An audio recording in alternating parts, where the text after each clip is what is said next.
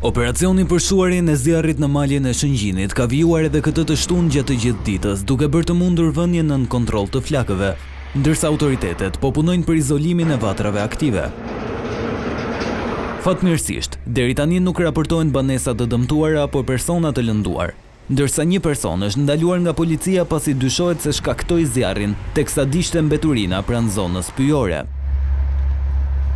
Drejtori i Agjencisë Kombëtare të Mbrojtjes Civile, Haki Çako, bëri thirrje të shmanget djegje e mbeturinave dhe sipërfaqeve bujqësore, ndërsa paralajmëroi se shkelesit do të përballen me ligjin. Është vënë totalisht në kontroll vatra e zjarrit, po operohet me forcat e mbrojtjes nga zjarri dhe shpëtimi në terren për të eliminuar dhe vatrat e fundit. Duhet të bëj një mesazh për të gjithë komunitetin, për të gjithë qytetarët.